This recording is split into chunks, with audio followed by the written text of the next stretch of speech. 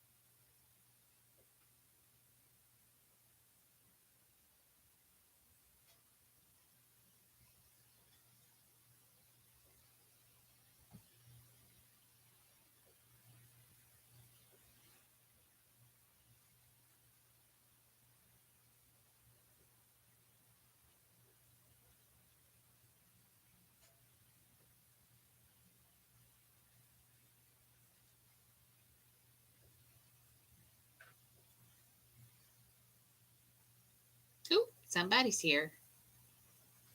I am just trying to pull up some music so it's not so quiet in here. Because nobody else is home but me, so it's a little quiet in here.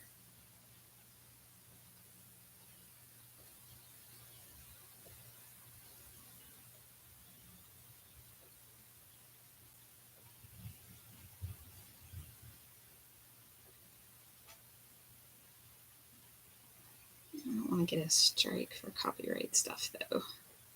So I'm going to try and find some free stuff here. Yeah, that works.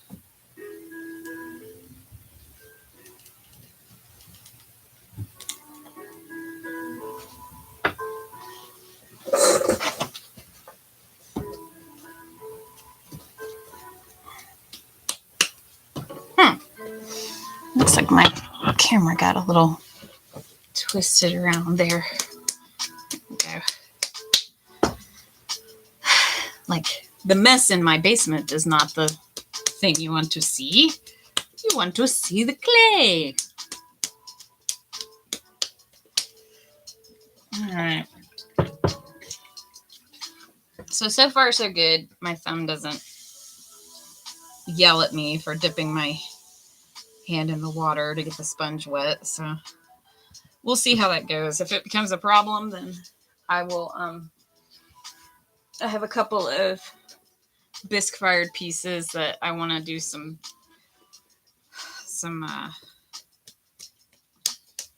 repeated decoration on, so it will help to have that on the wheel anyway. So good morning to whoever is joining me this morning.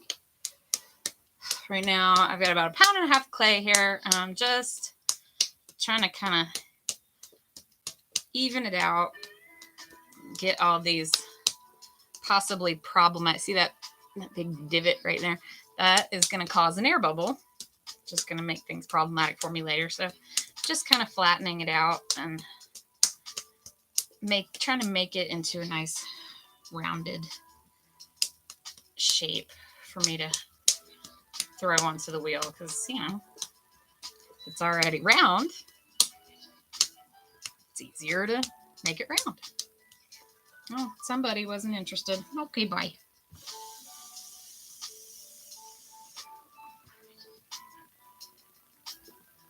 Okay.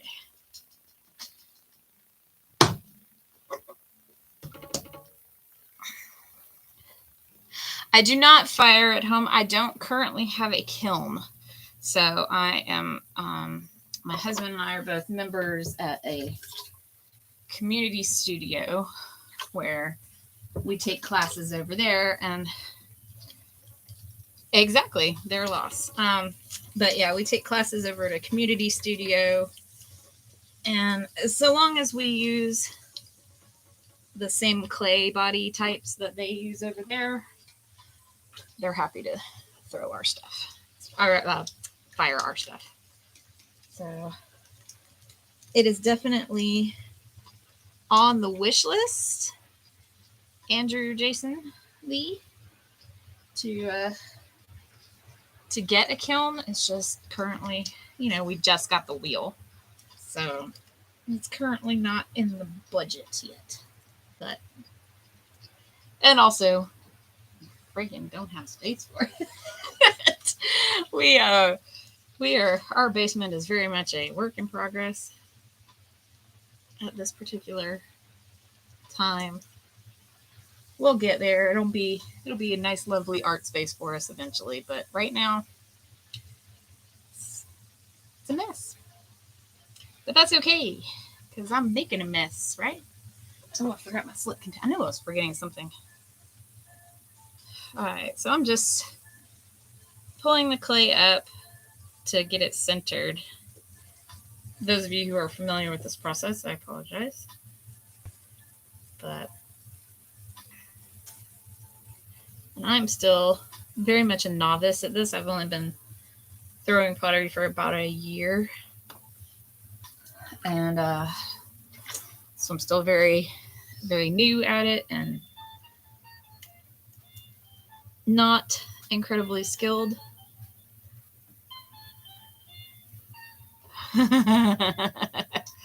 Right? Yeah, exactly. Contained fire source in a basement with no space, lots of flammable shit. Yeah, not the most advantageous thing. Certainly not something you want your homeowner's insurance adjuster to know about. So yeah, we have considered building like a raku pit in the backyard, raku and/or pit firing backyard, because that wouldn't be inside the house. But our HOA seems to either. So I'm not really sure what's going on with our HOA right now, because during COVID, they were really cool about being kind of easygoing and laid back about people's yards and stuff. But it's like, now that the emergency portion of that seems to be kind of over with, they're back to like, oh, the handle of your trash can was visible from the street past 5 p.m., so we're going to send you a fine. or, oh, you had a little patch of clover in your front yard, so we're gonna fine you for that, for having weeds in your yard. So yeah, I don't know if it's just under new management or if the existing management just decided, like, okay, fine, no more Mr. Nice Guy. But that being said, trying to put up a raccoon kiln in my yard. I have a wooded backyard. As long as it's not visible from the street, I'd probably be okay. But if they did the thing where they flew a drone over and saw that I had a kiln in my backyard, they might be kind of pissy about that. So I don't know. We'll see. We'll see what happens. We'll see what we do. Okay, my water is going to get way too slippy if I just keep putting my slip into the water. So, yeah, I've seen people do that, forging cans down to make ingots and then make cool stuff out of it. That would be that. It does seem really, really cool. It also seems really dangerous. And like I said, I don't know if you guys saw this, but I said this yesterday. I did not do a pottery stream yesterday because I cut my thumb washing dishes. It's not my fault. This slicer that we have, it's like it's one of those huge, like, meat slicer kind of knives. It's like legit this long. Like, I'm not exaggerating. It's like this long. And I mean, the blade of it is most of it. It's a curved blade, but it's very, very sharp on the sharp end. So anyway, this thing has been trying to get me since we had it delivered. So we ordered it years and years ago from Williams-Sonoma. And when it arrived, they didn't like wrap it up or put it in a sheath or anything. So like it sliced right through the corner of the cardboard box that it got delivered in. And the blade of it was sticking out the side when I went to pick it up. I was like, ah, our mail tried to kill me. So anyway, yesterday, years and years later, it finally got me. I was washing dishes and it just sliced my thumb a little bit. It's fine now. I put a Band-Aid over it all yesterday. It's totally fine. But I just wanted to be safe. Better safe than infected.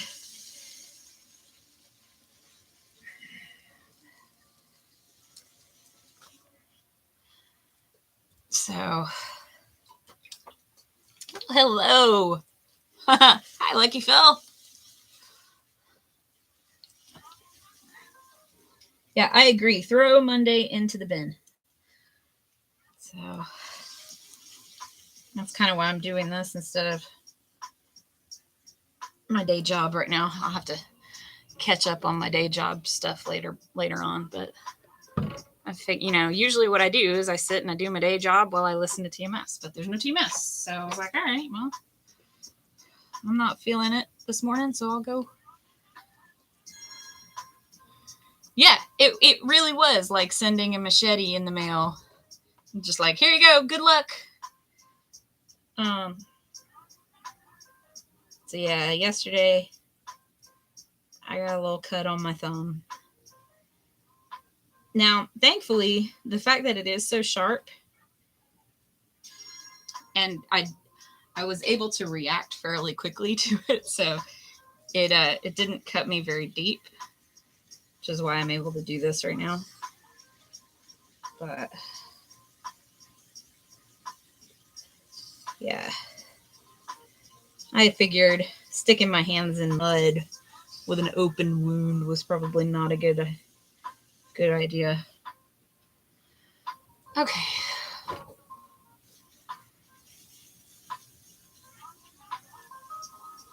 There we go.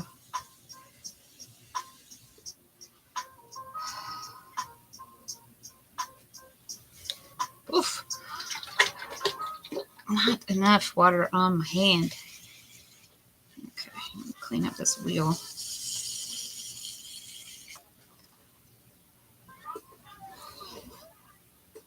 A little tip that I have noticed that helps with centering is, you know, you're gonna get like this excess slip and just visual noise on your wheel. So if you clean that up a little bit, it really helps to be able to tell properly if you've centered. And what I like to do is I get my arm in here and just kind of put my hand up against the piece, and I watch my wrist. If my wrist doesn't move, then it's probably centered okay. Please not to cut off thumbs. Yeah, no, that is definitely not the plan, to cut off any thumbs. I mean, I can show my thumb is perfectly intact. It's just, I can't even see. Oh, yep, I can see where it looks like an overgrown paper cut, frankly. Funny you mentioned books. I don't know if you'd be able to see it there. Nope, it's not going to focus. But it's just like a little slice right there, and it feels fine. So no cutting off of thumbs will be happening. No worries there.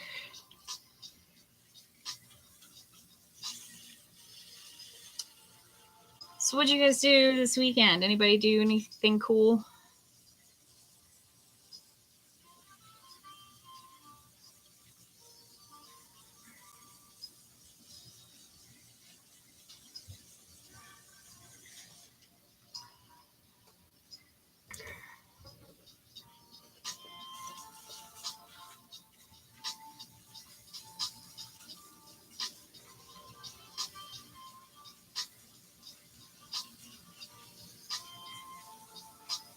I went to the Aurora Theater in Lawrenceville, Georgia, and saw The Play That Goes Wrong.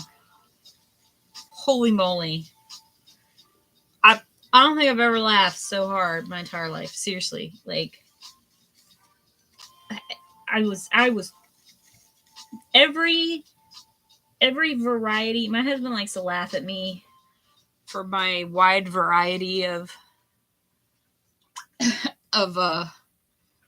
laughs, and the more hilarious I think a thing is, the more out of control my laughter is.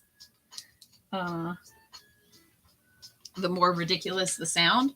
So like I have a honk, like a total nerd honk that I will do, and I can't do it unless I'm actually legit laughing, so I can't really do it for you. But I mean, it sounds like what you'd expect it to. It's like, you know. So, and I occasionally will snort, and I will laugh very, very loudly if I find something hilariously funny. This play, holy crap. If anybody who's ever done any kind of theater and had, little mishaps on stage or whatever, it's like that. It's like you get to laugh at that, and it's amazing. Like there's an entire portion of that play where like the second story is threatening to fall down, and the actors are on it and trying not to fall off of it. And it is it's impressive. It's like I can't even describe how hilarious this thing was. And to try and describe it is to not really do it justice, but I laughed so much that, I by intermission, I had to pee. I was desperate to pee. And I told Chuck, I was like, okay, oh my God, I don't think I've ever seen anything as funny as this in my entire life, but I have to go pee. So I jumped up from my seat And he struck up a conversation with the people sitting next to us. And he was like, "Oh, that's my honey. She's a loud one." And the lady was like, "Yeah, I'm usually like getting looks from people because I'm laughing the loudest of anybody in the theater, but oof, yeah, she like." And she told me later after I got back that like she might find something funny, but then like not be laughing out loud at it. But when I start laughing, she'll laugh. So I was like, well, good. I'm glad I'm able to enhance your theater going experience then.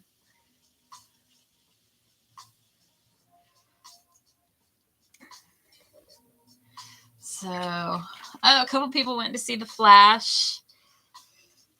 Yeah, my husband and I are still in debate on seeing The Flash because Ezra Miller is such a.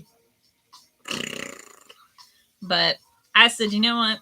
They shot that whole movie before before anybody knew that they were such a punk, such a putz. And a lot of people, probably some people that we know, because we know a few people in the film industry. Actually worked on that film, so I mean, do what your conscience tells you to do, I say, but the movie looks pretty good. I think Ezra Miller. I've only seen the trailers. I haven't seen the film yet, but I think if the film is okay, I think Ezra Miller is probably pretty replaceable as the Flash. I don't know why they chose Ezra Miller anyway when Grant Gustin is right there. I mean, come on now. He's Grant Gustin. I may be biased because I watched like I think like 3 seasons of that Flash TV show, like the WB show, the Superhero Creek, whatever.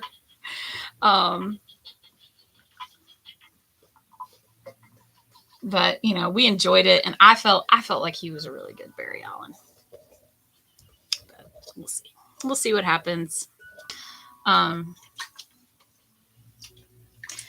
fact: Jim Infantino, who is Carmine Infantino's nephew and also an author and singer-songwriter, a friend of ours, got to go to the premiere of The Flash, which I thought was kind of cool because Carmine Infantino used to draw The Flash like way back in the day. So I don't know. I thought that was kind of cool. There's actually speaking of the show on WB, there's actually an episode called Infantino Street, which I think is kind of neat. I didn't mean for that to rhyme. Oh, that's a bummer, Lucky Phil. I hate it when you think you're doing a good thing for your tech stuff, and then turns out you just kind of made it worse. I hate when that happens. I do that all the time.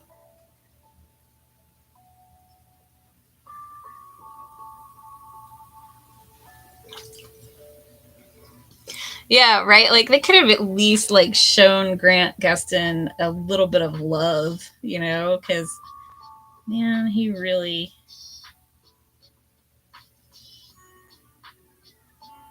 I don't know. I felt like Grant Gustin inhabited the character of Barry Allen quite well.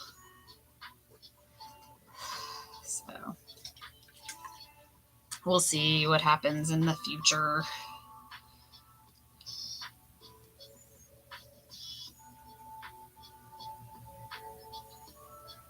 I want to see it. I'm going to say this. I want to see it because Michael Keaton. Ta-da. Like, like, yep, he's Batman. And, yeah, so I want to see it because of that.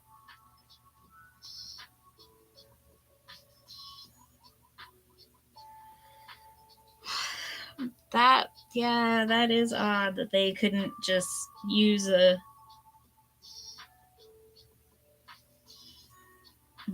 some kind of double or some CG for pickup shots there just to not throw Ezra Miller anymore. Cashola. That's disappointing.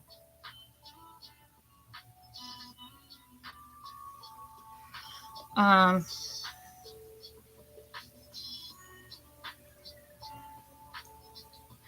I seen? I don't think I have. I've heard Kevin Smith talk about a lot of stuff because, like, Kevin Smith, you say hello to him and he talks for an hour and a half. Which I relatable. Don't get me wrong, but like, it's hard to remember unless something in particular sticks out that you remember him talking about.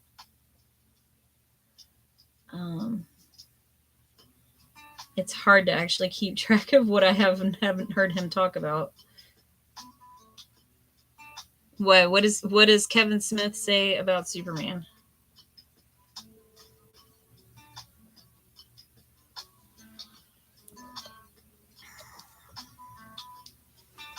By the way, Christopher Reeve is my Superman. Ta-da. I don't even put like the fight me or anything like that on there because there's no fight. I just, nope. Anyone is welcome to their own opinion on that. I don't really care. That's my Superman. Hi, Claire. You're late. You missed the whole dirty part where I had a clay thing that looked like a floppy dong. You missed it. Sorry. Yeah. We're not fighting about anything, Claire. I just said that Christopher Reeve is my Superman. And nobody can convince me otherwise. And I mean, I have seen several people take on the role of Superman since the passing of Christopher Reeve, and they've done a fine job of it. There's no problem. But in my heart, Christopher Reeve will always be Superman. So there's no fight.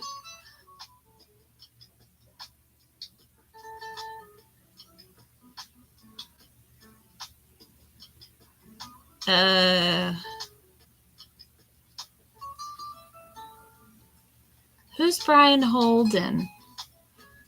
Well, see, this is troubling to me because when I was in my 20s and 30s, I was so good at, like, I always knew the actors' names. I was so good at, like, pop culture trivia and stuff like that. Now, I freaking don't know any current actors' names at all unless, like, they've had big news about them, like, Ezra Miller or whatever, or they're, older actors that I know from my generation.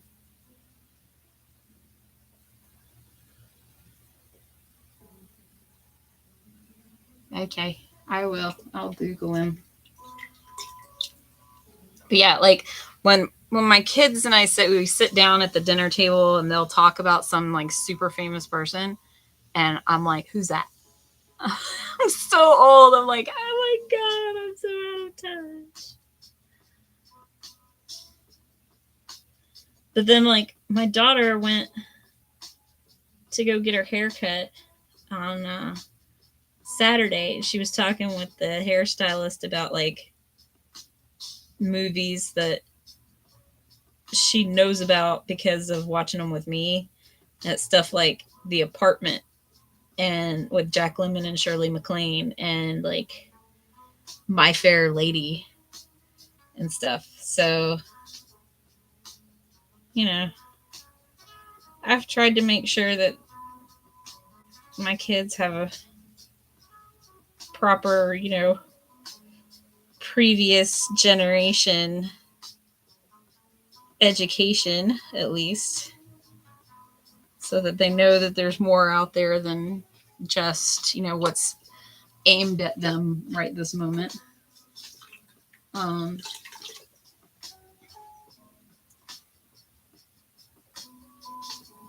Not that it's all bad. I mean, like, shit, Bluey's one of the best little shows I've ever seen.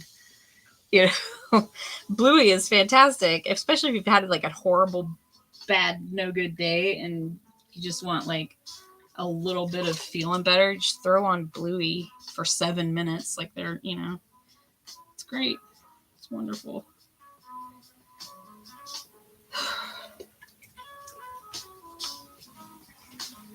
Look, y'all, I'm making a thing.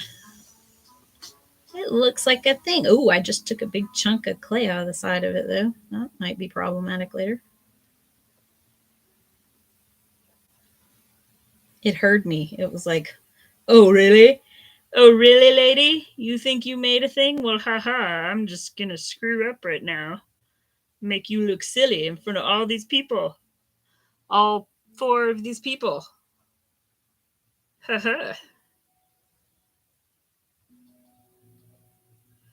What do you think about that? So yeah, see, took a big chunk. Yes, ma'am, Miss Claire, this is in my basement. This is in like the corner of my basement. So like right in front of me, there's a window. And then this is up against the wall here. So I'm like in the corner.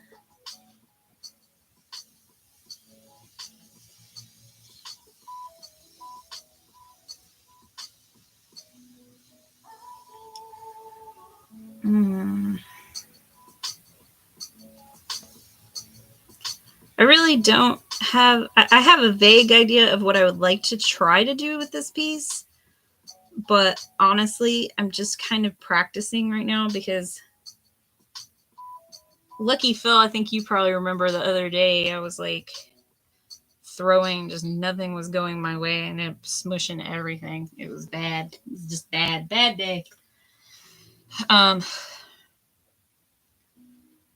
So, and the hilarious thing is that like I've been on the string for 30 minutes now, and this amount of time Chuck would have already thrown like 2 things and he would be on his 3rd. But I'm trying to take my time, trying to just do some basic skill things here. Nothing too fancy. Although I will say, be on the lookout. I am we have a reserve time in the glaze room at the community studio today, and I put the bee jar into the kiln for its first like low temperature firing. So I'll be making a real-time video of that. So, and I'll post it up later. So for good or for ill, we'll see what became of the bee jar.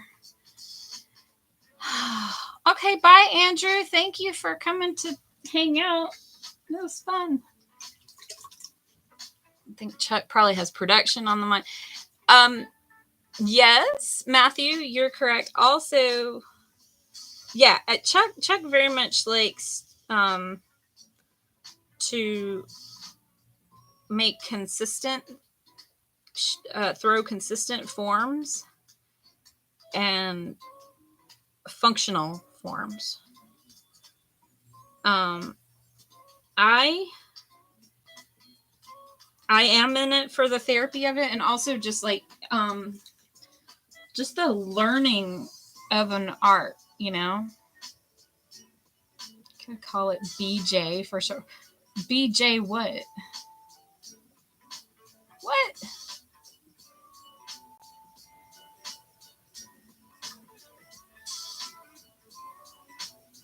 Bee jar. No, ma'am. No. You're You're a mess. He's my little pride bee. Did you see the videos with him? He's my little pride bee.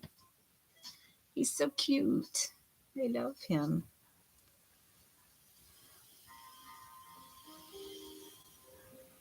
My dog is upstairs barking. I think she's mad that I'm down here.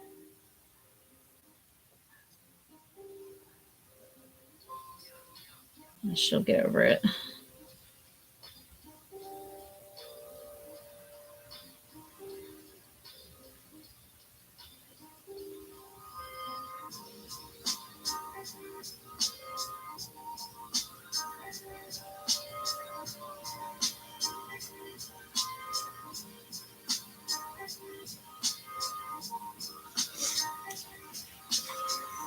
So, save the gay bees. Yeah, you do need to catch up. So there's some cool time-lapse videos that I put on my channel where I threw a jar, and then as a separate piece, I threw the lid for it. And it came out really, really nice, and at least so far. And then I painted it with like the jar part is like a pride flag, and then the lid is like a honeycomb, and then the knob on top of the lid to take the lid off is a little bee. It's really cute. I really like it. And I was really afraid to put it on the shelf because, man, once I put it on the shelf and like somebody else is in charge of loading and unloading it, you know, I'm like, I've worked really hard on this thing. Please don't break it. Which I've had that happen before, where through no fault of my own, the piece that I really, really liked and spent a long time on got broken because a studio assistant was not paying attention to what they were doing. Like, I don't mind if a thing gets an S crack in it or something like that. I mean, I mind, obviously. I don't want that. But, you know, if it's my fault, I'm like, okay, learning experience, right? If it's not my fault, I'm like, it's poopy. If somebody else breaks my shit, you know? So, but it happens. It's a thing. It is part of the process also. So I have to kind of get used to it. Okay. So I think now what I would like to do, I think I have enough height on this. I think what I would like to do is start bellying it out, because as I mentioned, the jar that I made before, I threw it in two separate pieces. But there is another technique for throwing lidded jars, and that is to throw them as one solid piece and then carve the lid into it. So I kind of want to give that a try, although I don't know if this piece is big enough for that. But I don't know. What do you think? It's either that. Hey, September. I'm thinking either a try to throw like a closed form jar type situation, or I just try and make this into like a straight-sided bowl. What do you guys think?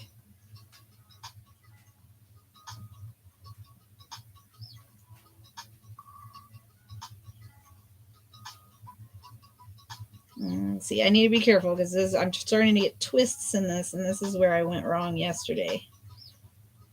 So, trying to be super duper careful. Will I pull up some more height on this? See how there's like a little stripey through the little swirly thing? Yeah, that should not be there. You don't want that. You don't want the clay twisted like that. We want it nice and smooth. So we try and smooth that out some. So we don't have that little, Chuck calls it torque. Just not a bad descriptor of it. It's because it's torquing. Not twerking, but torquing. Torque, like Peter Tork of the Monkees. Oh man, I gotta tell you all this story, because this is a safe place for me to tell it. I can't vent my spleen about this on Facebook, because I look like I'm being too mean and picking on someone when they're down, but it made me really mad. So I had a friend who a little over a year ago was killed by her abusive boyfriend person. There's a obviously very long story, very awful details that I won't go into, but important to the story is that he was living and basically squatting in her apartment, and she couldn't kick him out because he was very clever and knew exactly what the squatters' laws and all that, what rights he had as far as that was concerned. So anyway, she was trying to get away from this guy. Her mom lives here in town.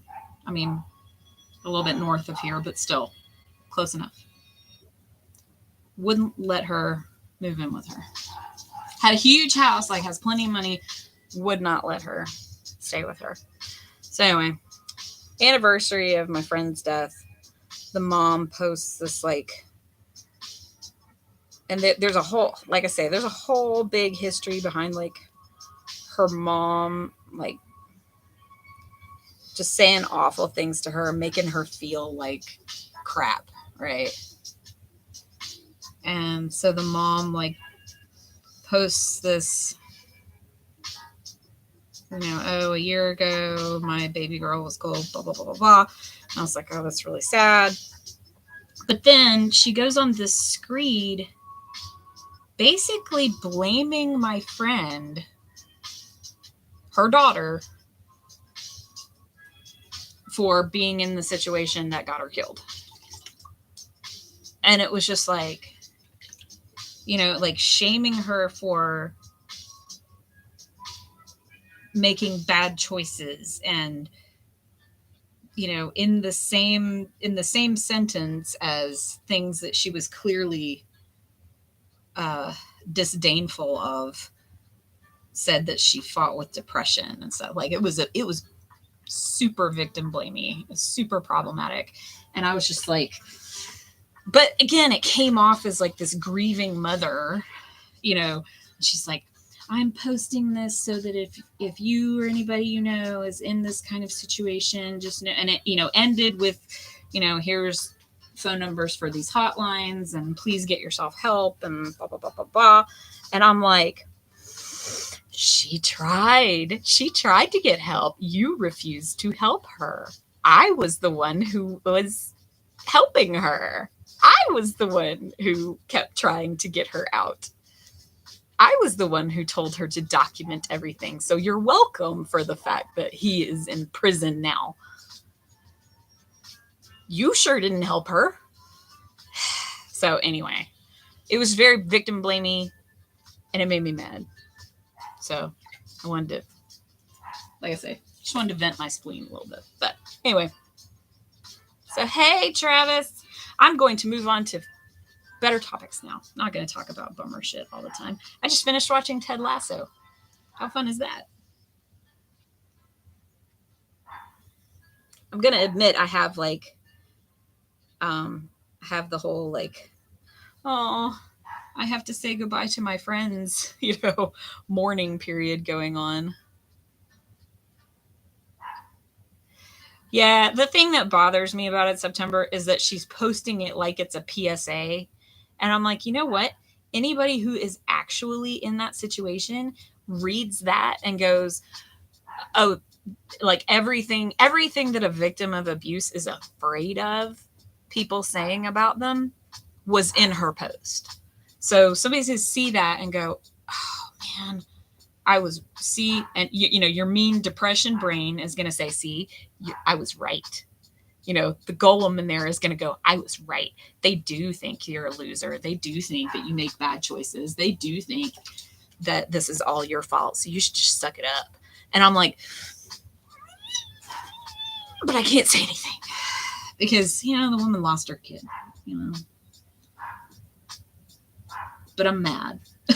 I'm mad because it's a disservice. Like, she didn't even have a funeral. She didn't even have a fucking memorial for my friend. She just had her cremated and scattered her ashes up in North Carolina. And I'm like, thanks. Some of us loved her and would have liked to have, had a way to say goodbye to her.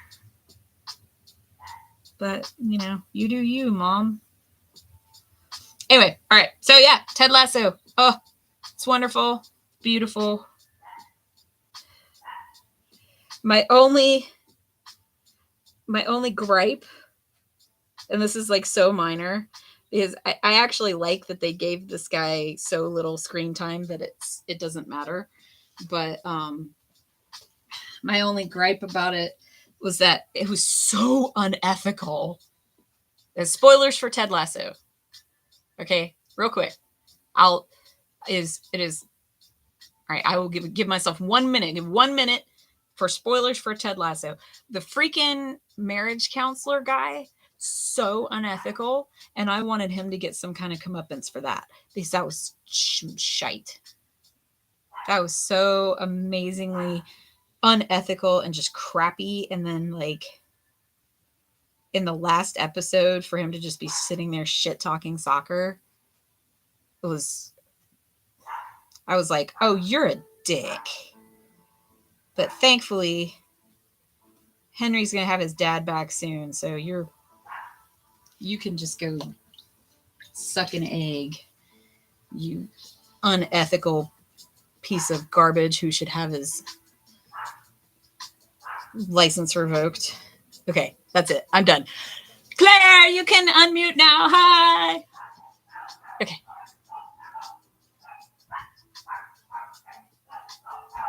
Are you unmuted now?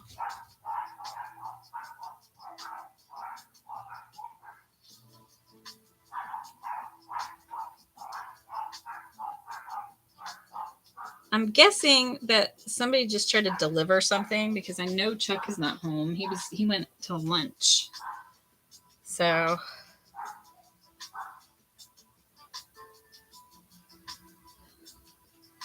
if y'all are hearing my dogs bark, that's what I'm talking about. Ooh, y'all, this piece is fighting me. Look how wonky it's gone. The throwing, like the pulling of the walls went really well. It's just like the shaping that is giving me issues right now. I don't know if I'm like, it's real thin right through here, and it's got like as I say, it's got a twist or a torque or whatever you want to call it in here. So I'm a little worried that it's going to collapse on me, but we're just going to try. Never know till we try, right? It does. She got a big ass.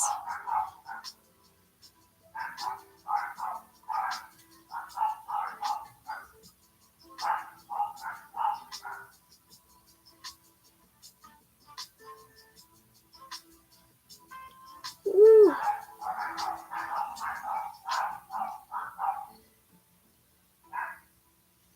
That did something. I'm not sure what, but I did something to it. I think I kind of drive some of my instructors a little bit crazy because I just do that. I'm like, I'll just try something. Let me just try it and see what happens. And they just watch me and they're like, okay, yeah, go ahead and do that and watch it fail. Make it a booty vase. Okay. So full disclosure, Claire, my daughter, my 16-year-old, is taking pottery class with us this session. And she actually started by saying she thought it would be really funny to make like a vase where where like flowers were coming out of the butt. And I said, do it, make it, And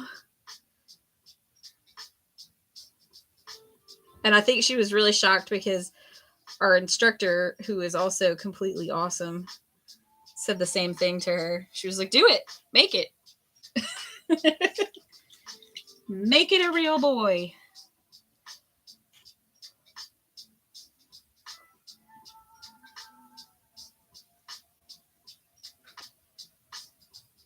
So what I'm trying to do right now is I've bellied it out, right? And this is where it gets a little dangerous because I have to make sure that I've got kind of just the right amount of water. That's why this part is hard.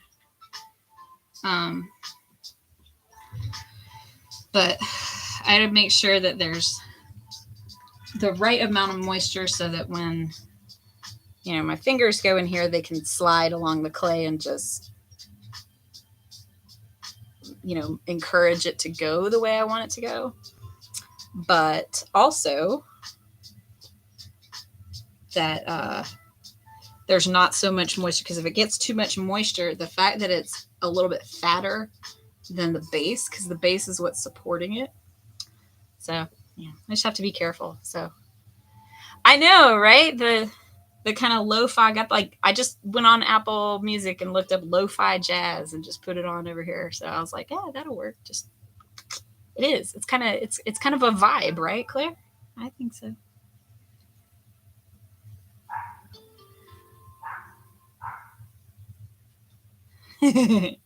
Oh, I don't know about that, Matt. I have a big ass, and my husband says it all the time because he likes it that way, and he says it more often when our daughter is around, so that he can make her go ew,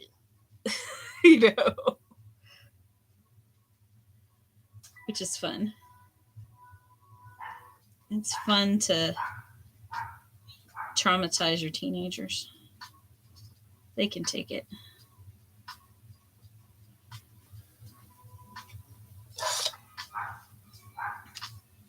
So pretty much whenever I do some shaping and I look on the inside of the piece and I see it like really shiny to where it looks like there might be just like a little puddle of water in there, then I take the sponge and kind of soak it up. I'm sorry, I'm hoarse. I think I did not drink enough water yesterday. I know I did not drink enough water yesterday because I was too busy drinking wine.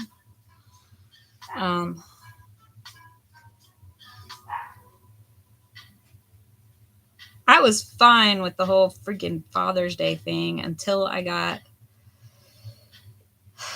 to an episode where there was a character hanging out with his dad, and they were very happy, and like the dad was enjoying spending time with his adult kid, and that made me sad and jealous because my dad loves me, but he doesn't enjoy spending time with me, right? He doesn't enjoy me as a person. Like if we were not related, my dad would never hang out with me, and I mean, frankly, vice versa. But I'm like, Dad, you can't find anything to like about me, really? I'm a delight. I'm a goddamn delight. Why doesn't my dad like me? So anyway, so I had a little meltdown about that yesterday, and I took it out on a bottle of wine. And now my voice is hoarse. So there you go. So I'm trying, this is one of the harder things to do right now, and I'm attempting it. So thank you for hanging in with me and not judging me if this thing falls apart. Okay? Thanks. Like, I could stop right now and throw a little teeny lid as a separate piece, and then this would be like a little nice little ball. Nice little ball of happiness. But like I said, what I'm trying to do is encourage it to become a closed form. And I don't know if you guys can see this really well. See how there's like this line right here? It's one line. So it gets fatter right there.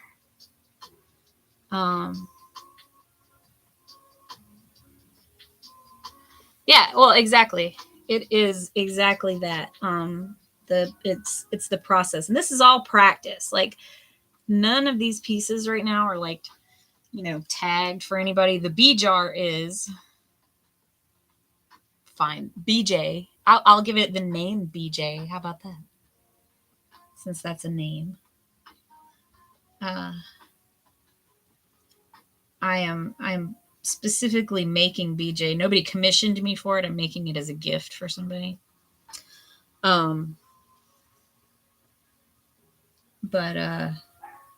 aside from that, like, none of these pieces that I'm currently actually working on are tapped for anybody or any specific thing. They are for me to practice. So yeah, that little bump that I mentioned is where, like, the clay is a little bit thicker there. So I think I actually need to pull some of this clay up, because the clay up towards the top is very thin. So that makes me worried that it's just going to collapse. So what I'm trying to do now is back up a little bit and just encourage some more of this clay that's like hanging out towards the middle to come up, to come further up. So I can give it that nice closed in shape. And if any of you have been on my stream before, you've heard me talk about how clay has a memory. That's true. Like, when clay spends any kind of time in a particular shape, it tends to want to go back to that shape, if that makes sense. So, like, the best example I can think of that is, like, if you take a slab of clay and put it like in a bowl, when you come back, that clay is going to have like, a rounded shape to it. And even if you flip it over, the gravity will cause the clay to sink down in the middle. But as much as possible, it's going to want to stay in that rounded form you gave it. So it's just a thing to kind of keep in mind, that, like, while you're doing things, while you're putting indentations into the clay, the clay is going to tell on your fingers, so to speak, and it's going to remember where your fingers encouraged it to go previously.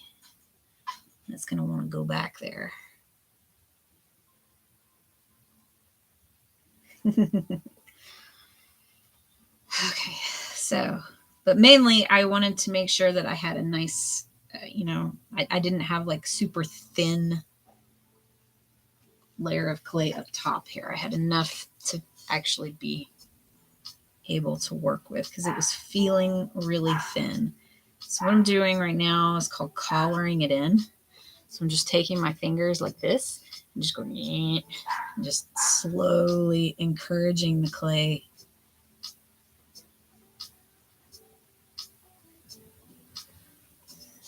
to close up.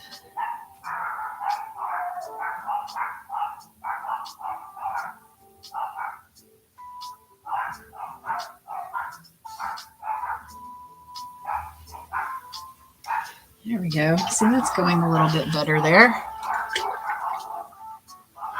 Yeah. Yes, I do find that my back can get rather sore while I'm throwing clay. Because I spend this is the best way to make sure that you're really doing what you think you're doing to the clay is to be directly over it, which can cause you to get like cricks in your neck and a sore back and all that kind of stuff. So yeah, trick there is just frequently move around, sit up straight, move your back around. Oh, hi, Chuck. You're back quickly. I know. That was a fast lunch. Say hi to Claire and hey, Claire. Whoever else is still with us. I know September was in there a little bit ago, but I don't know if she still is. Hi. So, yeah, we're just chilling. You've got jazzy music. I know, right? You don't really want your tacos it's down here. Whole vibe. I do not actually want my tacos down here, but we got the thing all covered in clay. I'm gonna bring these upstairs and put it in the refrigerator. And you handed it to me with my. I know it was just me being silly. Oh, Lucky Phil's here, and so Travis and September and Lucky Phil all decided to come and hang out with us. Have they seen the puppies already? No, not today. But regards, say hey. Hello. He's like, hey, no pictures today, please. Violet is running. Yeah. She does not want. She's like, I know. All right, I'll throw this in the fridge. Not camera ready. Sadly, I need to go up and do some work. Okay. Well, I hope your quick lunch was enjoyable, at least.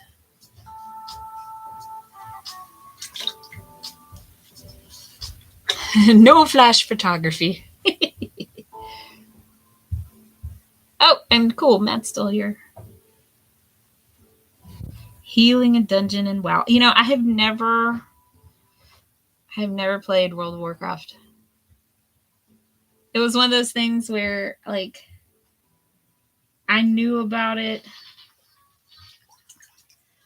when it came out, and I had friends who had like lost entire months of their lives to like EverQuest. If that rings any bells. So yeah, I opted not to board that train early on, and then later I just kind of felt like, okay, if I try to do this now, I'm gonna just always be behind. So I just never did. Yeah, see, I've got too much moisture on it now.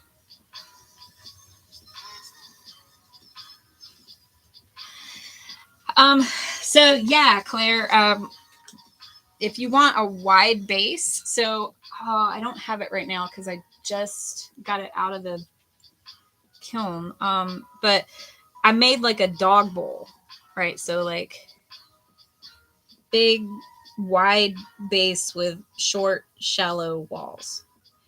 And there, I basically, when I was throwing it, I threw a plate. So I threw it really nice and wide on the wheel and then pulled the sides up. So yes, if you want the short answer to your question is yes. If you want the base to be wider, then you have to decide that pretty much like at the beginning, like when you're opening the piece up. Yeah, September. We have friends. It was actually who Chuck was having lunch with. Was a friend of ours that they were like that. Like their date night was them like back to back in their study rating, you know. So, but that is just I just never I don't know, the timing of it never worked out for me. And it's just not a thing I ever got into. Like it I mean, you know, more power to you. It isn't, you know, I have no judgment for anybody who enjoys it. It's just not, I have just never done it. And at this point, I'm kind of afraid to start. Like, I'm afraid I would get super addicted to it. And so, yeah. Just.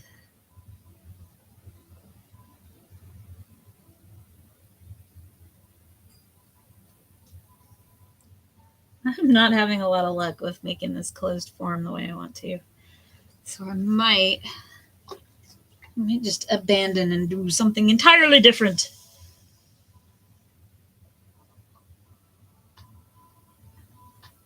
Since it's still on here and it's being really well behaved for me, I must say. I'm like working this clay a lot, and it's getting some little torques in it and whatnot, but it's kind of it's more like we've got like a symbiotic thing going on right now where it's letting me know when I'm overtaxing it, which is nice. How was the puppet making class? It was really good. It was like a 3-week thing, so yeah, it is over. But I have not finished my particular puppet from that class because the technique that the instructor was giving us for building mouth plates just was not. I wasn't able to get something I was happy with doing that. So I actually tore the mouth plate out of it, and I need to go back and rebuild the mouth plate and stuff for that. But I haven't forgot about you, Travis. Don't worry. I got you. I have a whole board. I have a whole board of projects that I'm working on upstairs. And whenever you guys don't see me doing this, it's pretty safe to say if I'm not doing my day job, I am probably making puppets or doing crochet stuff. Hey, you've done this. I can ask you. Yeah. This thing is I wanted to make like a closed form similar to your little ball guy. Oh God. Yeah. Oh God, he says. Okay, so I'm not wrong that this is hard. Yeah, it is. So, I basically I had it nice and bellied out and stuff, and then I was just trying to making sure I had a good thick wall up at the top here. Mm-hmm. Was trying to collar it in, Mm-hmm. but I don't know. It just was never. Whenever I kept trying to do that, it was like I was getting too much moisture in it or something. I don't know. But what am I missing here? I'm basically just collaring in like this. Yeah, just keep doing that until it goes together. Really? Yeah. I don't like that because it wasn't happy with me doing that. Okay. And just keep taking moisture off the sides as I go. Yeah. So that it doesn't collapse on itself. Right.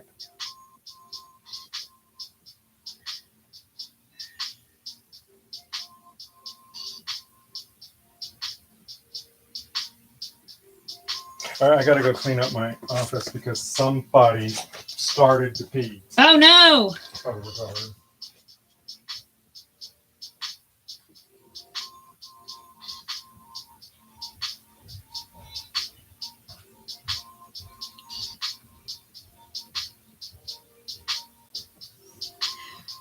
Claire says bye.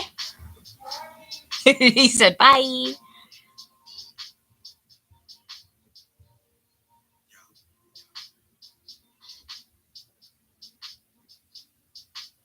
So yeah, this is a very different vibe from TMS, I know, but I figured, hey, day job's a little quiet right now. I got a couple of hours, that I could jump on a stream here just to fill some time.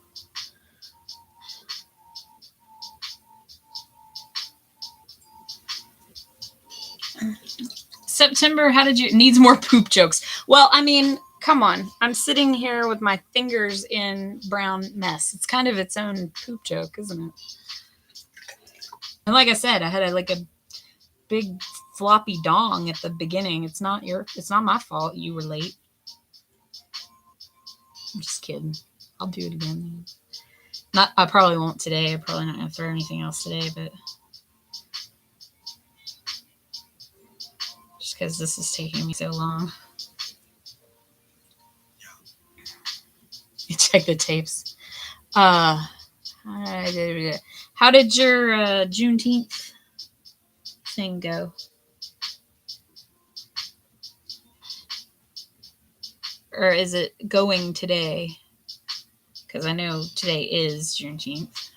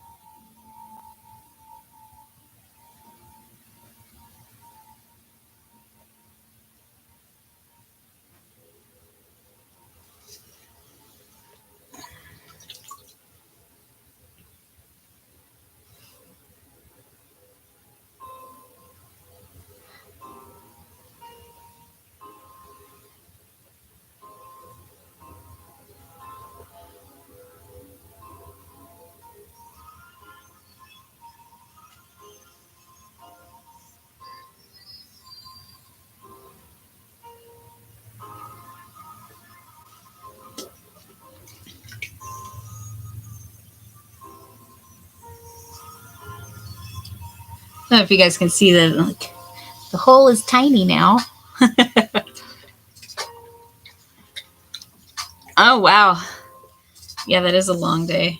That's cool, though.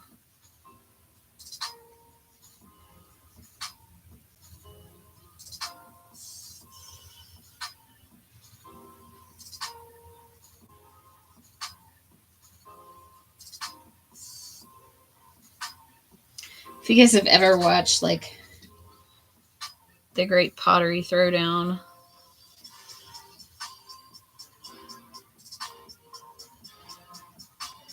and, Keith, the master potter guy on that show, just, throws a sphere like it's nothing. Just freaking.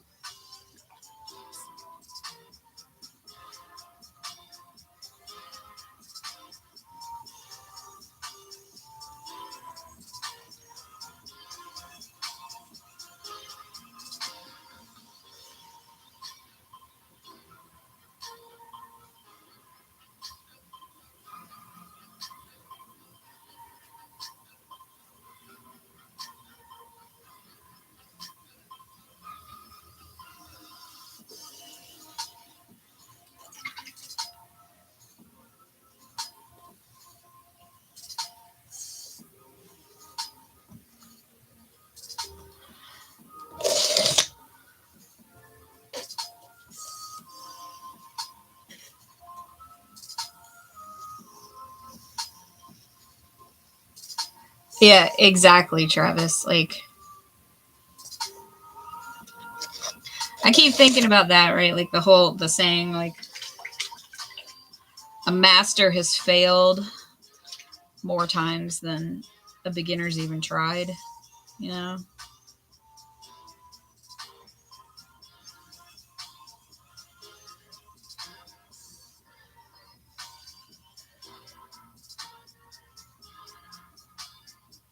And that's the thing, a lot of my doing this is not, it's not so much I want to make and sell a bunch of pottery or anything like that. I mean, I enjoy the creative aspect of it, of course. And, you know, the making part of it is totally my jam. But it's more about the learning to me, you know.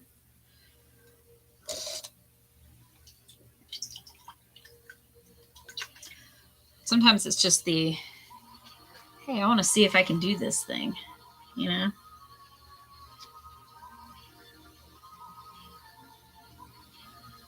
Oh, you guys didn't see that, but the rib like took a little slice out of the top a little bit. It was rude.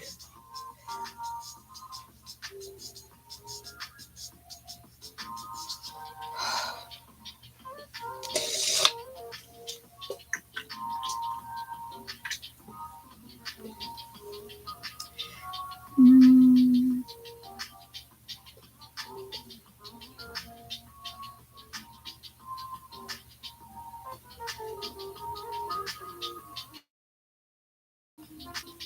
It's like almost there. Can you see this little big hole?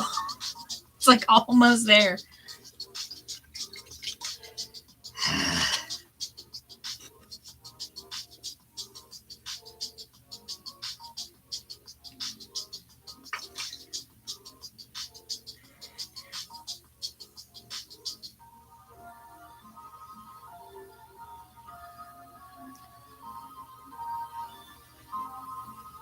I am trying to close it, Claire. I'm trying to make it so it has like a little perfectly round lid. So what's going to happen, I'm going to close this form, and then tomorrow I'll come in with something sharp and I'll cut around the top so that it has a lid that perfectly fits it. As I say, there are multiple, as with most things, there are multiple techniques to doing this. The one I used for the bee jar was to throw the jar and then take a pair of calipers, which I don't have with me right now. I do, but they're out of reach. So they're like these big honking things that look like two pairs of scissor handles, but one of them goes outward like this and the other one kind of curves inward, and they're hinged. So what you do is you measure the inside of the piece that you want on the bottom, and then you tighten the calipers so that they stay in place, and then you throw your lid piece and you measure that with the other side of the calipers, and they'll be just the right size. That is the theory. And I mean, with the bee jar, in practice, it worked. So now I'm trying this other technique.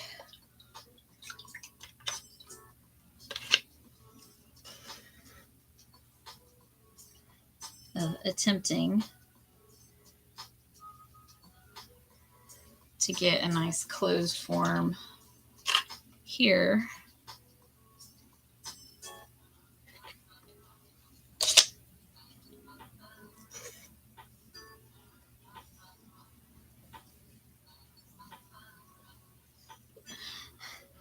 I feel like I just walked in. I'm like a character in an RPG, and I just like walked into a shop. You know, like that's what this music is giving.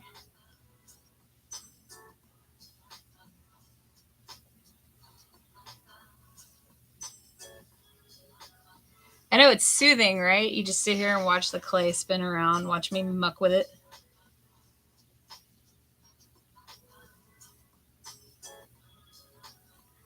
I do this a lot with like, you know, actual good potters who I follow on like TikTok and stuff. If they go on lives right when I'm going to bed, I'll just leave them on, you know, and just sit there and fall asleep. I do not have Be Real. I have not done that yet. I don't really even know what it is.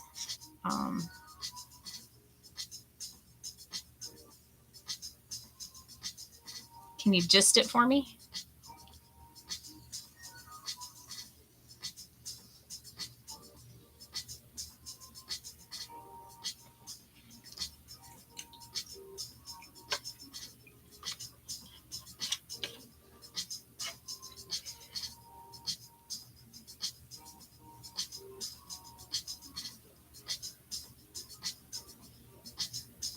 You just get a snippet of people's day.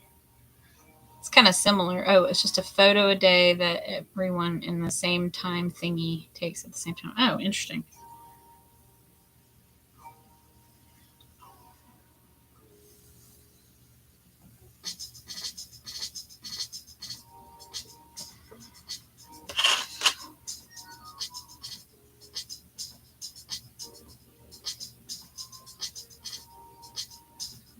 So you can just see like, oh, while I was getting ready to go out, you know, Travis was playing WoW or something, you know, like something like that.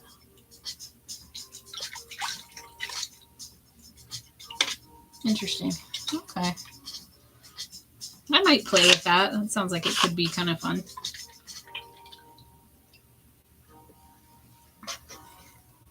Because, you know, y'all know I am not like, I mean, I have an Instagram and everything, but I'm not like I need to have the perfect lighting and the perfect makeup and the perfect everything to take an Insta photo. Love you, mean it. You know, I'm not that. So, but Be Real sounds like it might be fun.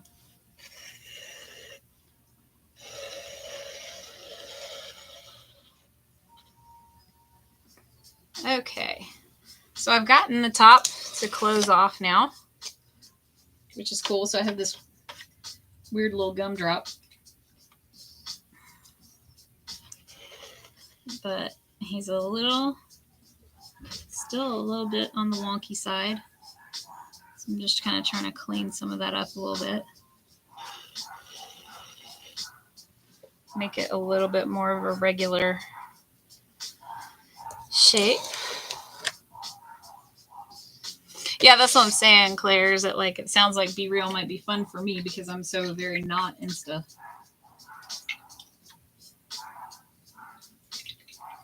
I feel like Insta is for my dogs because they always look awesome.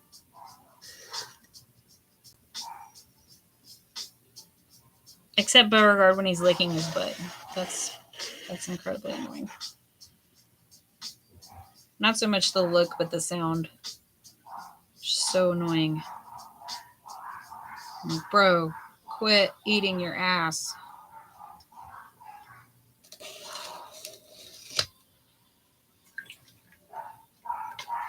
Okay.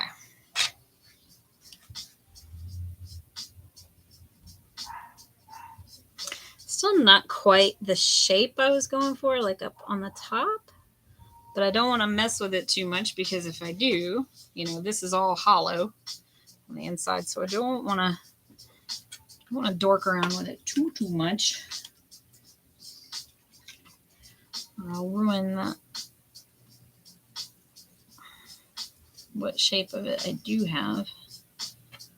But it is kind of cool. I'm just taking a little bit of this excess off from the sides.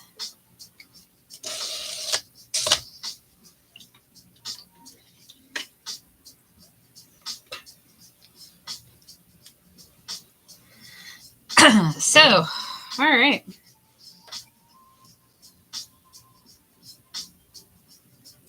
I think this is not the droid I'm looking for. I am still here, but you can't see me right this second because I'm looking for another tool. Ah, I found it. Here we go. Oh, and yeah, to your point, Claire. Stand up and crack my back.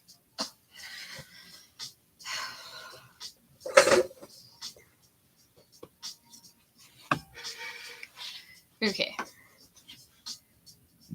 So what I'm going to do now is I'm going to attempt to kind of round off the bottom a little bit.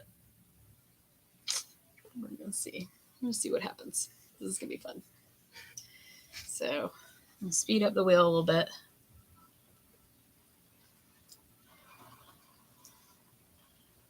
I can never freaking remember if it's better to go in at this angle or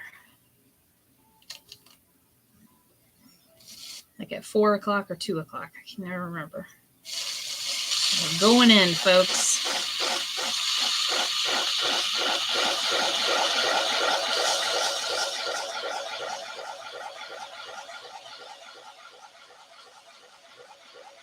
Sorry about that sound.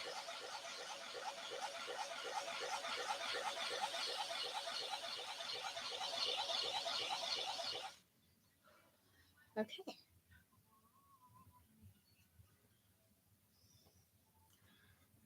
So now it's like Saturn or something. It's a hat. Yeah, it's like the evil hat from Meet the Robinsons. What's her name? Doris. Doris the hat.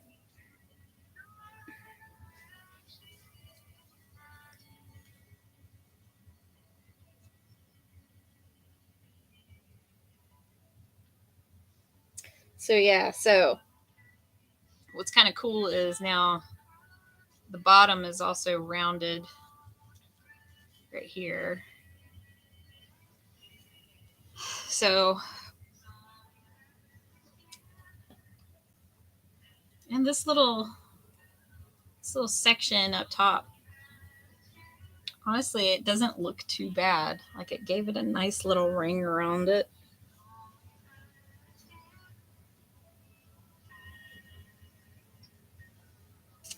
So what I could do is I could take my pen tool. This thing, this is actually Chuck's pen tool. I could take my pen tool and I could cut off this rim here. And then I'd have the more rounded piece I was originally going for. Or I could just leave it. Have it kind of look like that.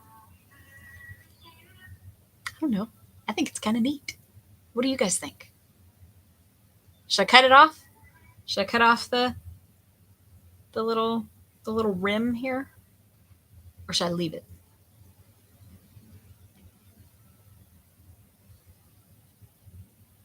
I like it too. Okay. We're agreed. Okay, groovy. So now what I'm gonna do, I hate this wiring tool, but for some reason it's the only one that I have here that I can reach, so I'm gonna use it. So we're gonna, now I know it's up to me because I'm the one sitting here with the clay, but I asked y'all because I wanted their opinion. Okay, so I'm gonna real carefully, because there's actually not very much of this clay body even still touching the bat surface. I'm going to real carefully wire this off. Oh, cool. Yeah, I'll check it out. I'll check it out and play with it today. Maybe I'll sign up. So now it's been wired off, but it's still on the bat. So I'm going to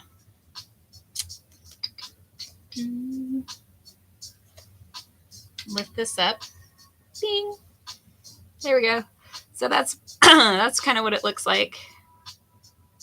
It's almost like it's like a upside down cup and saucer or something. Ah, we'll see. See what I make of it. But for right now, it's still very, very wet. So I'm gonna let it sit and let the clay firm up a little bit and get probably a soft leather hard, but not too much beyond that. I still want it to have some play, and then I'll come back and cut the lid out of it. And at this point, I feel like I can cut the lid freaking wherever I want.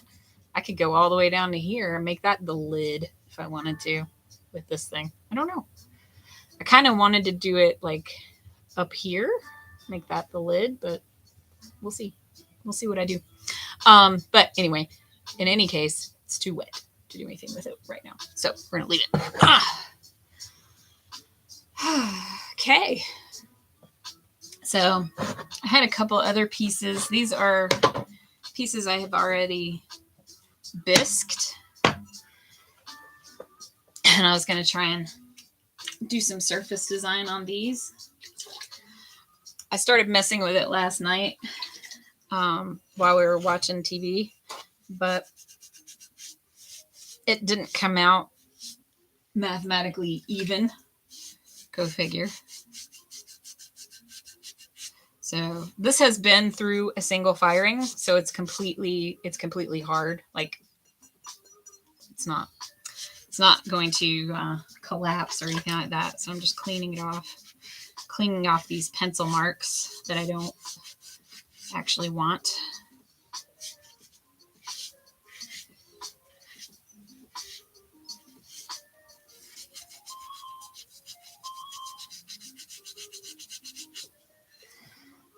But yeah, what I'm going to do with this is an idea I got from like a Zentangle, which if you don't know what those are, go, what's bisqued? Bisqued is like a low temperature firing. So it's like the first, after your piece is, the shape and form that you want it. You can also optionally put some color on it before you bisque it. But yeah, like once the clay is in the form that you want it, you put it through what's called a bisque firing, or if you're in the UK, a biscuit firing. And it's basically just like a lower temperature firing, and that serves to harden up the clay so that it keeps its form. See, like I can dork around with this all I want. It's completely hard. It's not gonna bend or fall apart on me or anything. But this has not been fired at a high temperature, like up to like cone 6 or cone 10. And I apologize. I need to look this up and like just put it on a post-it note over here, because this comes up every once in a while when I'm on a stream. I don't know the actual temperature marks that the cone firings are, but like if you glaze something, if you put like a proper pottery glaze on it, and then yeah, Chuck loves ginkgo trees. If you put like a glaze on it and then put it through like a cone 6 or a cone 10 firing, then the moisture will not get absorbed into the clay body at all anymore, which is what makes it food safe. So, and also it'll last longer, I mean, you don't have to glaze pieces, but the more of the porous surface that's left there for it, the more pores something has, the more like bacteria and food particles and stuff like that will get in it. And over time, even if it's just water, over time that'll break the piece down. So if you fire it at a higher temperature afterwards, then that really solidifies it and gives it the structure. So biscuit firing is just like a low temperature firing. It removes all of the excess moisture from the clay, so it'll keep its form. And then it lets you do crap like what I'm doing now, where I can draw on it and mess around with it and put surface designs on it and wipe them off and try again or whatever, and the clay is not going to be affected.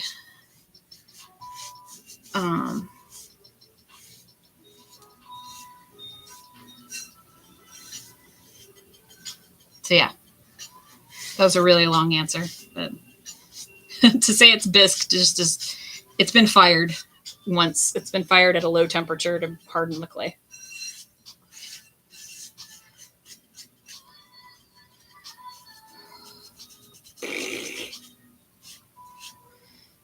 Wow, I did a good job putting these pencil marks in here because they don't want to come off. Okay, well, I'll deal with that later.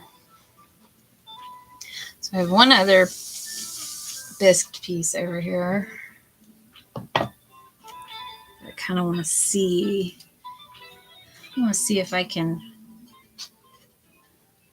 mess around with on the wheel.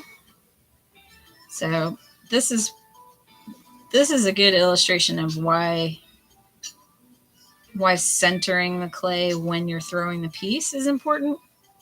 Because, whoa, hi there. The more centered the piece is when you throw it, the more evenly distributed all the clay will be throughout the piece. And thus the easier time you will have when you go to trim it and decorate it and things like that. If it's all, uneven and bigger on one side and thicker on one side than on the other, then, it's a little harder to do any kind of decoration-y type stuff on the wheel. I will be right back. I'm just going to grab a pencil. Don't go anywhere. I'll be back. After these messages, we'll be right back. Okay, here we go. Got it.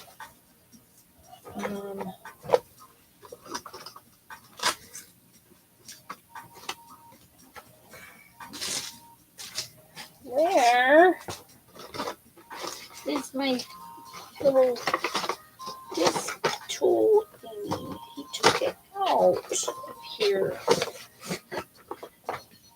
Rat bastard, what'd he do with it? Did I take it? Surely not. Oh, I do have my dog bowl here. Cool. So Claire, this is what I was talking about earlier when you were asking about the size of the base. So I made this piece like a couple weeks ago. I wanted to see if I could make a water bowl for our dogs. And so you can see it's got a really, really wide base, as opposed to this little bowl that has kind of a narrow base and comes out on the sides. So you can see. But this one, I basically threw it by just completely flattening the crap out of it and making it a totally flat circle. And nice. Yeah. Thank you for recognizing that, Matt.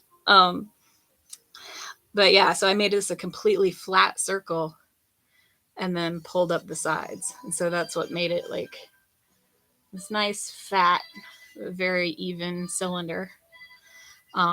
As opposed to this, which is, more like a bowl, like a person, like a cereal bowl, where it's got a thinner base and then whoop, bellies out at the sides. But yeah, that base is, you gotta decide to make it that size when you start throwing it, because it's much harder to pull it out once you've started pulling it up.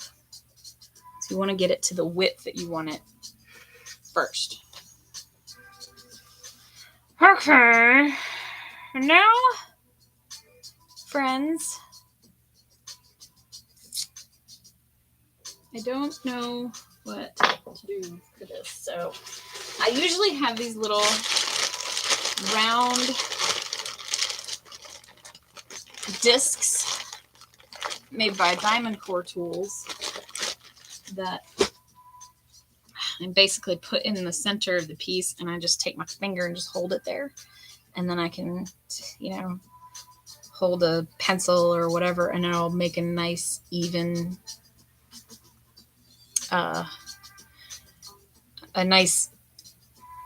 line around it, because it's spinning in a circle. But I don't know where that is. So I'm going to do, instead, I'm going to make what are called lugs. So I'm going to just take some clay and smurch up some little turds of clay to hold it into place. Claire, do you mean the lip on the bottom, like right here, like this little foot? So, the answer to that is I cheat. So I have this tool that's made by Dirty Girls Pottery. So you can kind of see, if I stick that in there, you kind of see that makes that shape, right? So remember when I was, yeah, under it. Oh, you talking about on the dog bowl? How I got this little circle here?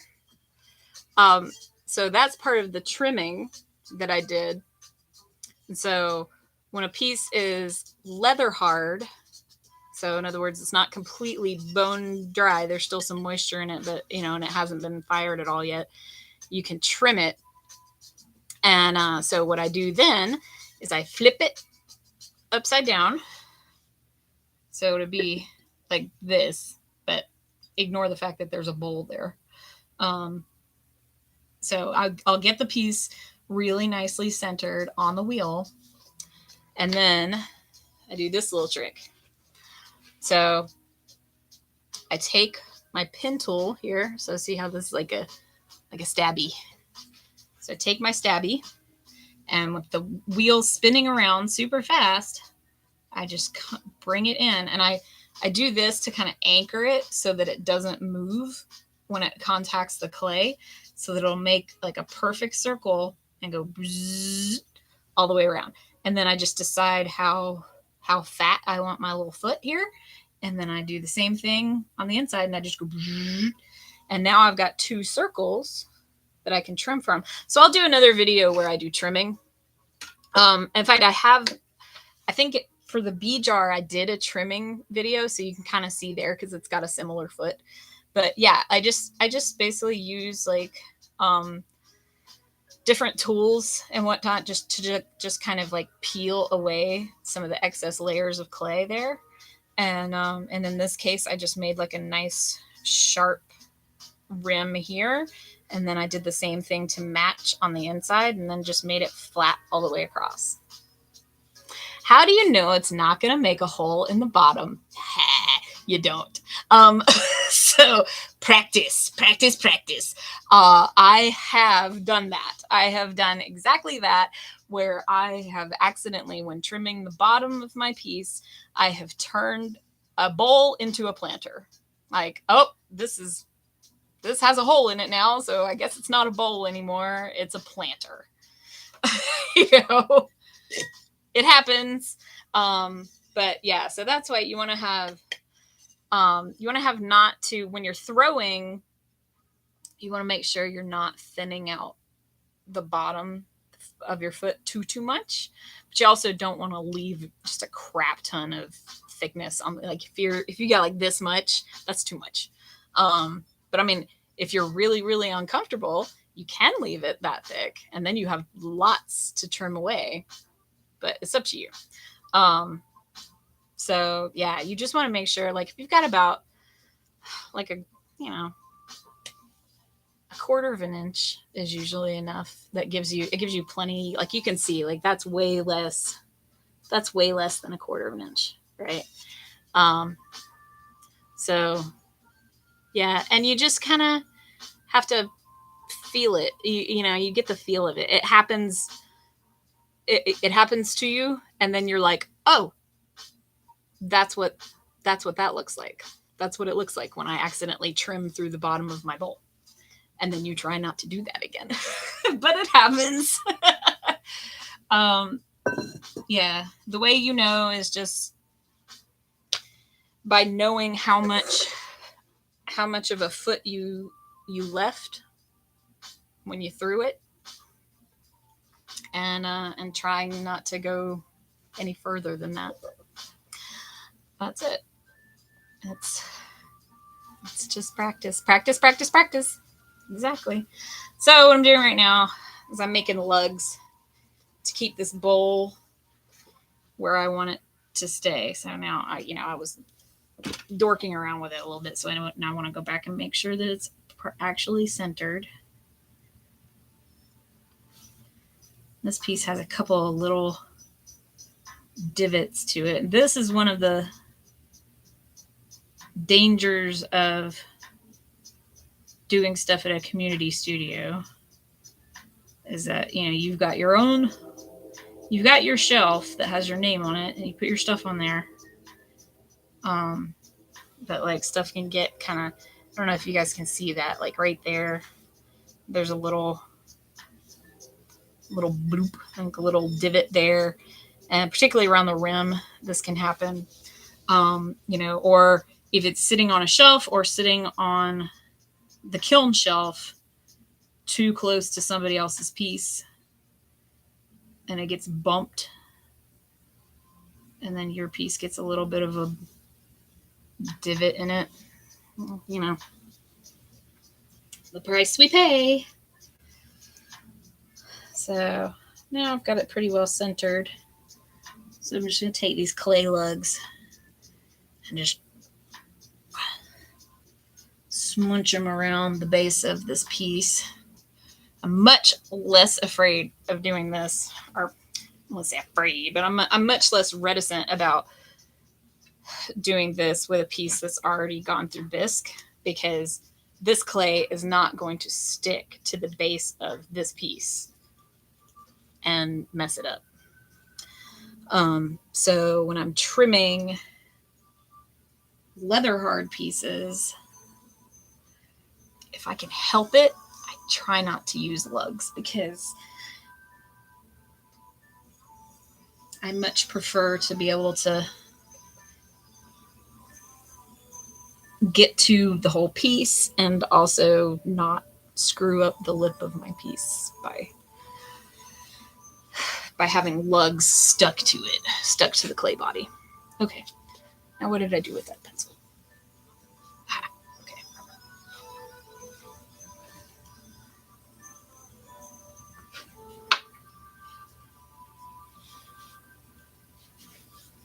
All right. Wish me luck, y'all.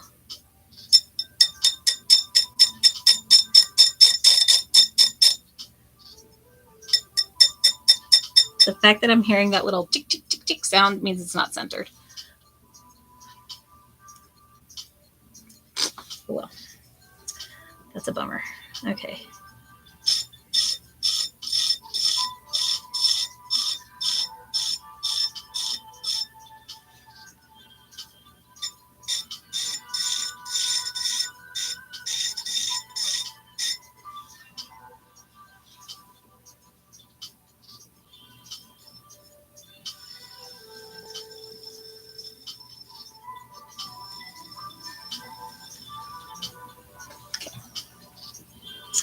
These pencil marks will burn off in the kiln. So these are just going to serve as guide marks for the design that I want to make.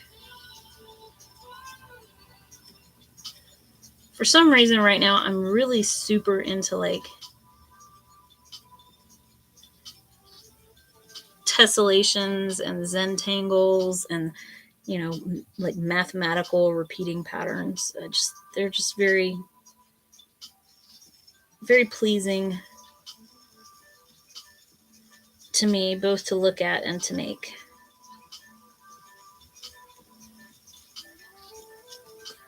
So that's kind of what I'm setting this up for.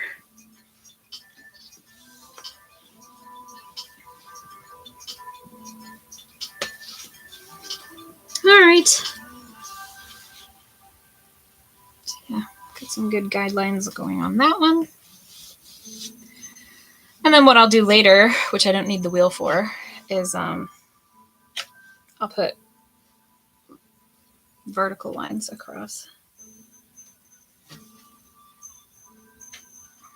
So I can just take my legs off here. Bonk.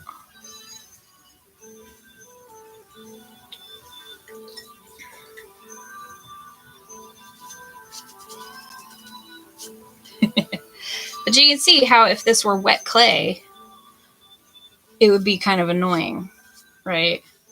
Because if that were wet clay, I'd have to be really, really super careful about getting those lugs off of the piece. Whereas in this case, I can just wipe it off with a sponge. It's fine. Ugh. So yeah, but in order for this dog bowl, in order to be able to actually use it as a dog bowl, I need to, whatever, you can see I kind of carved little paw prints into the sides. So what I'm probably going to do is like, I don't know, I'll put some color, some kind of color on there. do the, paint the little feet a different color. And then I will dip it in the glaze and then put it in the kiln to properly fire this up and make it really solid so that we can put water in it and it won't degrade. So yeah, so that's what I'll be working on at the studio later this afternoon. So I'm gonna go ahead, so I've been on for almost 2 hours now. So I'm gonna go ahead and probably get ready to sign off. I know you guys probably are not super interested in watching me clean up because it's kind of boring, but then it'll hold the water. Yeah, exactly. If you put the glaze, so glaze, it actually contains glass, like particles of glass. So most ceramic glaze does, and so that helps to keep the water from getting into the clay body. So it makes it watertight. And that is additionally what makes it food safe. Now, we have access to a cone 10 kiln, which it goes like cone 6, cone 10. All these things mean is like they're higher temperatures. Cone 10 is like if you fire something to cone 10, it's really like that's kind of the gold standard. It's like really, really safe. A lot of our stuff we mostly fire to like cone 6, which is good enough for most purposes.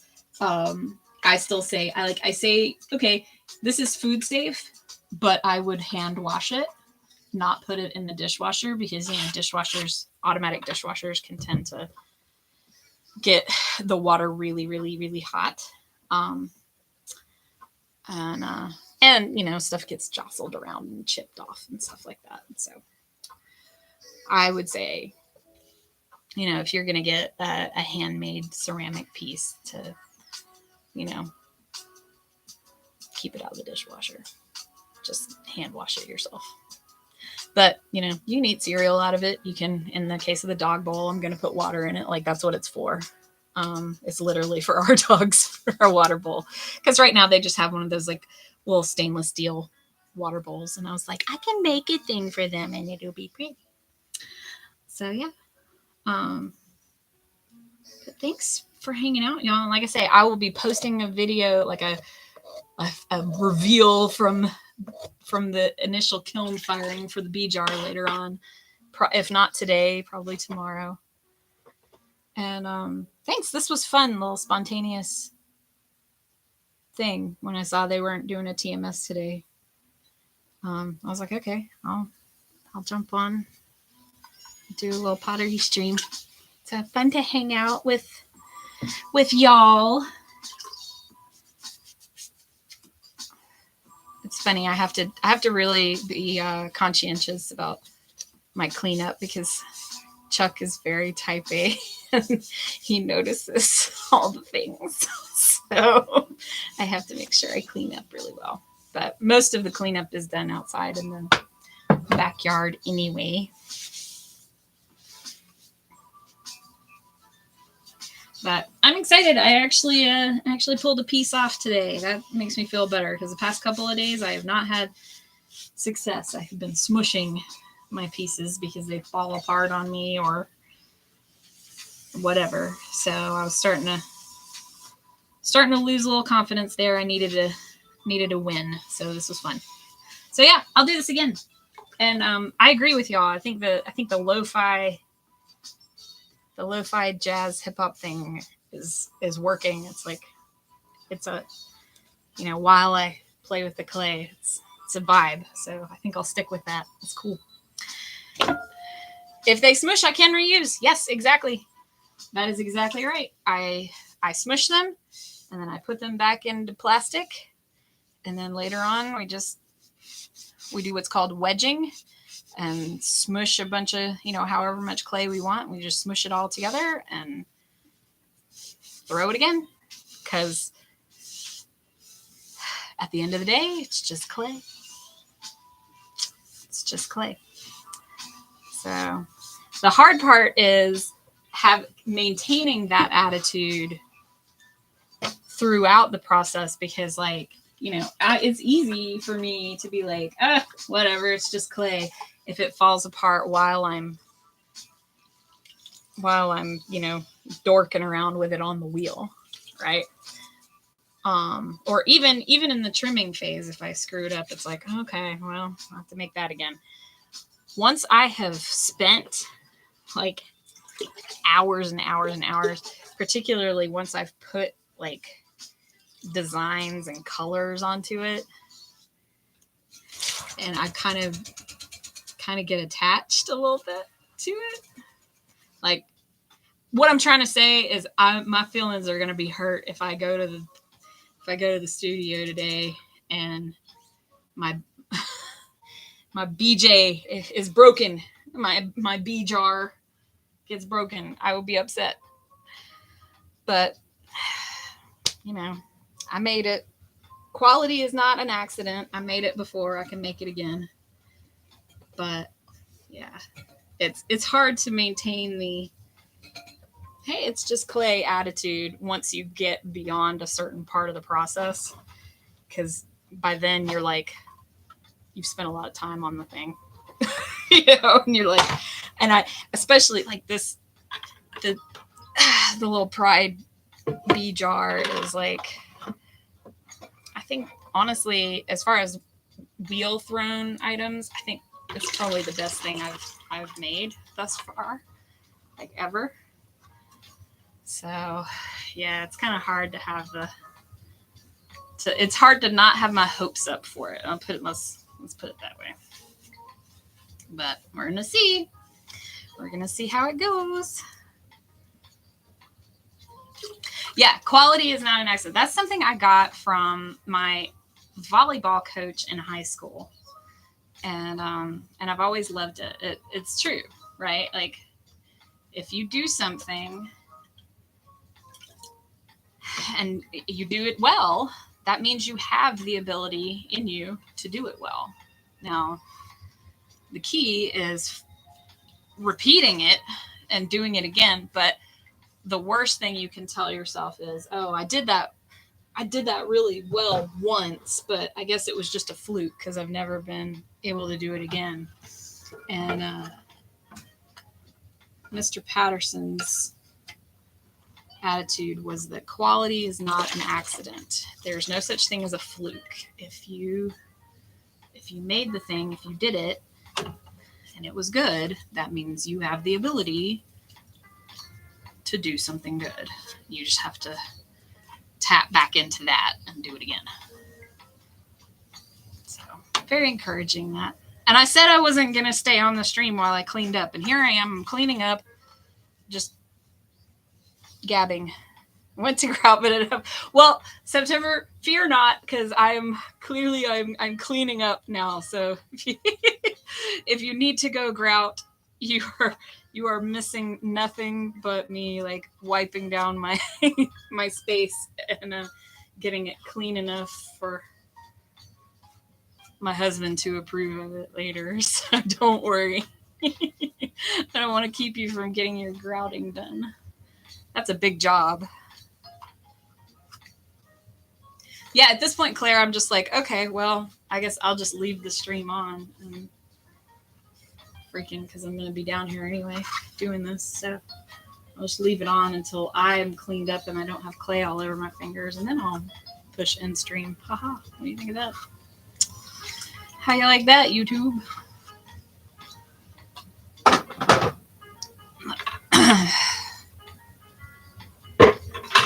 This will also get easier. One day we will probably put in some form of sink with a clay trap. It might not be actually plumbed in because I don't think we have any. I don't think we have any like water hookups down here. I mean, we have our hot water heater, but I think it would be really difficult to plumb in an actual sink here. Although I say that, and then there's a hose that goes to the outside, so maybe not. But anyway, they do make sinks that are not actually like plumbed into your water, but you can just bring like pails of water and then rinse your clay stuff out in them, and they have a clay trap, and then you just forcing. Yes, I'm holding you hostage. I'm holding you hostage, Matt. And get the big water things, then an electric sink tap thing. Yeah, exactly. Yeah, there's like they make stuff. I've seen them on, one of the pottery tools websites. They have, I think they literally call it like a sink, like a CINQ, just to be clever. But it's basically just a basin with a clay trap on the bottom, so you can have a place to more efficiently clean up all your tools and your stuff. But right now we don't have that, so what I do is I take a bucket and I clean off all the the major glops of slip off of everything with like a big sponge, and I just get it as clean as I can, and then I take the bucket and the splash pans out to the backyard and hose them down, which is always fun. It's always a fun adventure to see if I can manage to hose down my sponge and prevent it from flying out of my hand and into the woods, which I've done more than once. And even though nobody can see it, it's embarrassing every time. So Rob loves the shirt, by the way. Should coordinate. Oh, cool.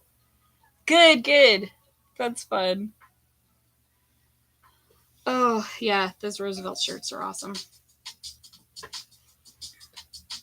All right, y'all. I have procrastinated as long as I can. I need to get back to my day job stuff and also finish cleaning this up. So I got to go dump it in the backyard. My hands are clean. So I'm going to say goodbye. And I love you. And thank you for coming to hang out and make a mess with me. Yay.